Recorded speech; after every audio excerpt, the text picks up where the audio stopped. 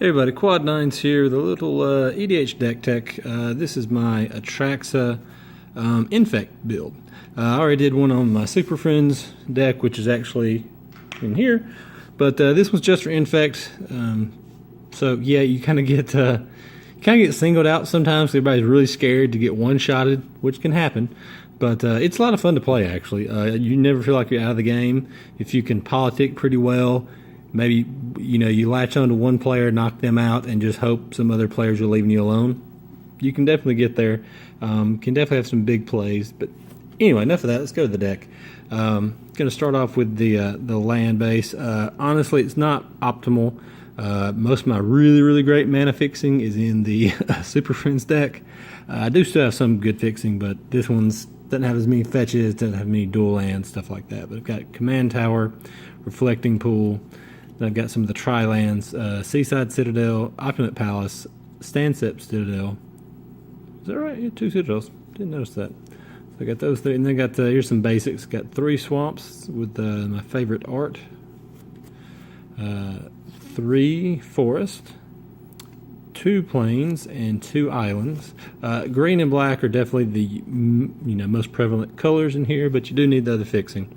For some dual lands, I've got Godless Shrine, Temple Garden, and Sunken Hollow, which does count. Got a Verdant Catacombs, which you can get any of the 3. Terramorphic Expanse and Evolving Wilds. So like I said, I don't have as many fetches in this one. Fortified Village, Port Town, Choked Estuary, which I redeemed a set Shadows over Innistrad. So I've got these, so they went in. Got a lot of the Buddy Lands, Hinterland Harbor, Isolated Chapel, Glacial Fortress, Sunpetal Grove, and Woodland Cemetery. I only got one of the Scry Temples, got Temple of Enlightenment because it's my two off colors, so it seemed like a good way to get a source of each. Golgari Rot Farm, which taps for 2, so you have to bounce the land, but that's okay. Gavany Township, putting 1/1 counters on Infect creatures is just dirty, so this card can do a lot of work. Reliquary Tower, I do occasionally draw a lot of cards, so there's that. Sajiri Step is way better than you think it is. You get up against a monocolored deck, and maybe they don't have any artifact creatures out, and you just play this land, which is another good reason to have the Ravnica bounce lands in it, because you can play this land, give your creature pro their team, and just get in for the kill. Bajuka Bog, always need good graveyard hate, and a Treetop Village. It's weird, Infect deck having a non-Infect man land, of course, but I've activated it before just because I had to sack a creature, and it's a good blocker sometimes, and you can just occasionally get in there because other people are doing damage to the other players. So get in there with this and say Atraxa, do the last points of damage. On to the spells, as it were. Got a few mana rocks. Got Soul Ring and 3 signets. Dimir Signet with the sweet art from Modern Masters 3, Simic Signet and Golgari Signet, and a Grim Monolith. Yeah, this isn't full. I'm a peasant, what can I say? Looking to pick one up again, but I've got one in the queue, but haven't splurged for an extra one for this deck. Let me see. We've got some ramp cards. Got Explore, Cultivate, Mirari's Wake, which is good for the Anthem effect as much as the mana doubling, but still good. This is kind of our card advantage section. Got Phyrexian Reclamation. Your creatures are small and squishy, and this gets them back for you. You pay some life, but it's okay. It's basically drawing you cards as you go. This actually draws you cards. Sylvan Library gets you kind of filter the top of your deck and take extra cards if you need to. Ristic Study, just great. Every time you can get this out early, you're just going to draw so many cards off of it or slow everybody else down. Definitely worth an inclusion in any deck that plays blue, pretty much. Tezzer's Gambit, good card draw, but also proliferates, which is good in the Super Friends deck, but against the Poison build, it's even better. Treasure Cruise, because, 3 cards for usually 1 mana is tough to beat. This is kind of our removal suite. See if I can get them all out here at once. Got a Contagion class, which can, you get 1 poison count on everybody and then just go to town with it. They'll eventually have to blow it up. Anguish Unmaking, get rid of any non-land permanent for just 3 life and 3 mana. Putrefy gets rid of most things you worry about, artifacts or creatures. Maelstrom Pulse is obviously we're getting its token decks. Cryptic Conscious. This is really awesome because you take the creature and you give it Infect. You can also put it on a creature you already control. Like say you can put it on Atraxa and give her Infect. Doesn't really hurt anything because all of a sudden she's a 4/4 flying Infect creature that still has all the other stuff. But yeah, so you can do a lot of good things with this. Blackfin Zenith. In case they blocked one of your smaller Infect creatures and they have a couple counters, you can use this to finish them off or just wrath the whole board. It's just kind of the board wipe to go with when you're playing Infect, just flavor-wise anyway. Only have a couple tutors. Have a Demonic Tutor. This is a German FBB version, but I don't know, I like it. And Altered Wargate, which is just a really sweet card. And they covered it up. It is sorcery, but still. Going to get any permanent. Sometimes it's just a 3 mana, Rampant Growth. Sometimes you go get whatever creature you want out of your deck. Or Mirage Wake, if you already have some mana, you just make a ton of mana. Let me see. I got some ways to kill people. See if I got, okay. So we got Crestfractious. Sometimes, occasionally, you point this at yourself, take 3 poison, draw the cards, lose life. But usually you finish somebody off with it, like you just give them 3 poison counters to kill them. Inexorable Tide. If they let this resolve, they are usually dead. I mean, if this stays on the field and you're just casting spells, you're going to kill them. Venser.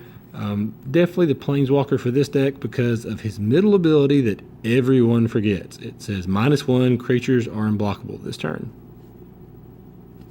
I mean, yeah, his bounce and it comes back into play, and then you wind up, if you ever get the emblem, of course, you're really good. But just usually you play him and just give your team unblockable and it kills somebody. And then there's a Contagion engine, which can just wipe somebody's board if they got a bunch of small dorks. But if you get to play it and activate it, it's going to be a pretty big game. But yeah, if you get a couple poison counters, this closes it out pretty quick. We got some Evasion and Pump. Got Swiftfoot Boots, just give them haste and hexproof. Sword of the Animist is really good because it's ramp. I didn't want to put a ton of ramp in this deck, but this also gives it a +1/+1, which isn't great, but being able to pull out basics and put them into play. And 2 to play, 2 to equip. It's a pretty good card. Artful Dodge.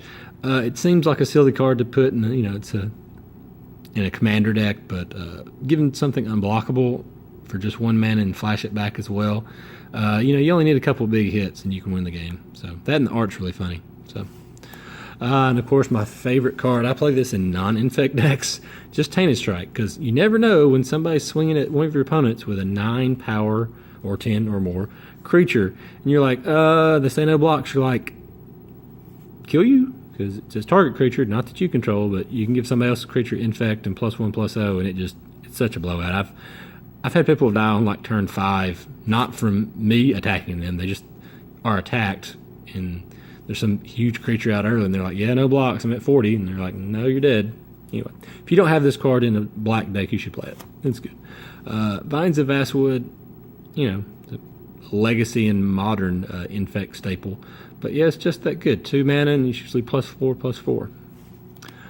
Bow of Leah is good all-around card. It gives your creatures death touch, so obviously if you trample, then it just goes right over. But being able to put counters on things, kill small flyers, and gain life.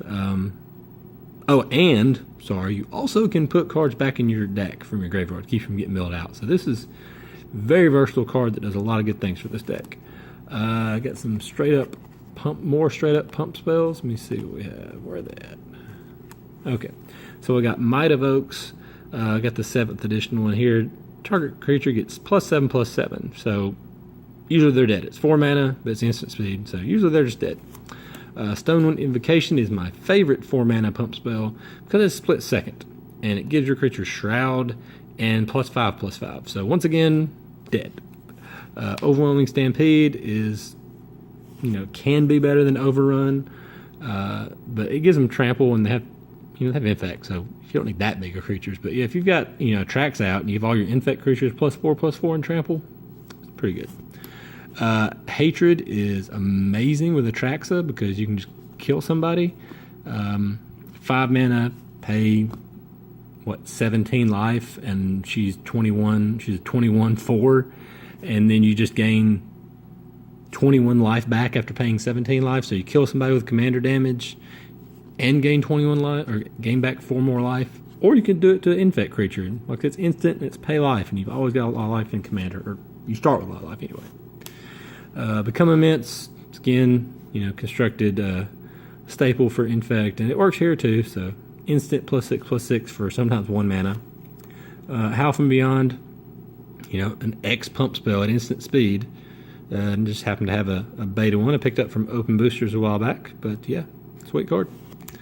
Sorry for the rambling, but I like a lot of these cards, and they're not cards you see all the time, so I just kind of want to explain them a little bit. The creatures don't have to explain much, just almost all the infect creatures you could get. Glistener Elf, Plague Mirror, which is also ramp, Necropede, which has a lot of different value. You can kill small creatures or cripple them either way.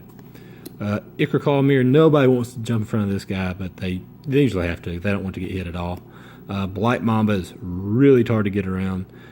They could use a path or swords on it, but nobody wants to use their premium removal on a 2-mana 1/1.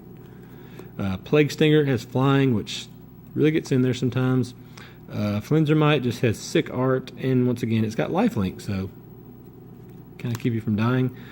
Friction Digester, Cisbear, 2/3 Infect, actually pretty tough to block. Rotwolf, if you can ever pump this guy up and people have to jump in front of it, you can at least draw some cards off of it. So, Viridian Corruptor, because blowing up artifacts is good, and this one has Infect 2. It's an elf, which doesn't matter in this deck, but it's worth saying. Champion of Lamphold, a non-infect creature that makes all your creatures really hard to block. If you play this and just play like 2 or 3 creatures, get it big, and you proliferate the counters on top of that, all of a sudden your team's pretty much unblockable unless they kill this first. Phyrexian Crusader, pro some people's decks, and has First Strike and Infect, which is a really good combination. Whispering Spectre, yeah, this bottom part here, like, you almost never sack it to make somebody discard their hand, but, you can. If they've got 4 cards in hand and it hitting gives them 4 Infect damage, yeah, sometimes you make them pitch their hand. So, now Icarats, it's the real deal. Because sometimes you can't attack people, but this gets a poison count on everybody just by when it enters the battlefield. Just play that and start proliferating, and you can just win that way. Corpse Cur recurs your infect creatures, which you need. Hand of the Praetors, once again, you can just cast your creature spells. They don't have to resolve, and target player gets poison counter. It also pumps up your infect creatures. Flesh Eater Imp, just a flying creature. You can sack creatures to pump it, which is not the worst. Black Cleave Goblin, Hasty Infect is hard to get around.